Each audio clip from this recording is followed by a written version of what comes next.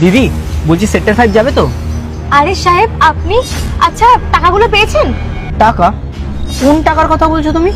হ্যাঁ টাকা, আর সাথে না একটা ফাইল মতন কি ছিল, ওই দুটো জিনিস আপনার অফিসে আমি দিয়ে এসেছি।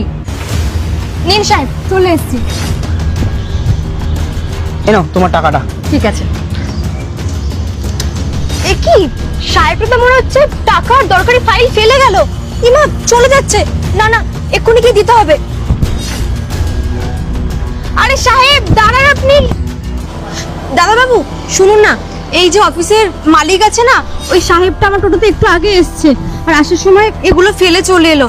এই টাকাটা আর এই দরকারি ফাইলটা, জানি না হয়তো কোনো দরকার পড়তে পারে, আর এতগুলো টাকা তো আপনি রেখে দিন, ওনাকে দিয়ে দেবেন। কি স্যার এতগুলো টাকা তোর টোটোতে ফেলে এসেছিল? হ্যাঁ হয়তো ভুল করে ফেলে এসছে, আর দেখলাম চলেও গেছে।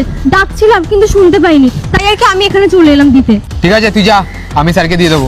আচ্ছা ঠিক আছে, মনে করে দেবেন তো? আরে হ্যাঁ, তোকে যেতে বললাম তো। আচ্ছা ঠিক আছে। সকাল সকাল এতগুলো টাকা ধান্দা হয়ে গেল। যাক ভালোই হলো, এতগুলো টাকা পেয়ে গেলাম। এবার তো মজ হবে, মজ। যাই, স্যার দেখার আগেই কেটে পড়ি। কিন্তু আমাকে তো কেউ টাকা দেয়নি অফিসে। তুমি কার হাতে দিয়ে এসেছিলে? ও হ্যাঁ, এবার মনে পড়লো আমার।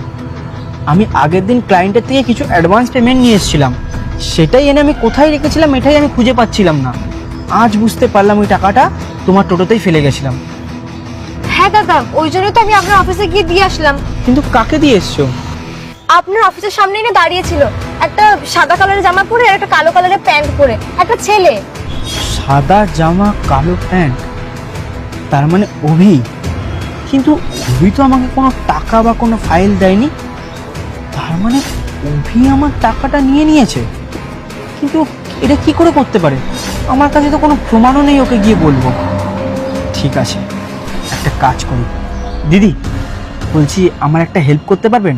আপনাকে আমি যেইগুলো বলবো আপনি একটু আমার জন্য এটুকু করতে পারবেন? ঠিক আছে। শুনুন তাহলে।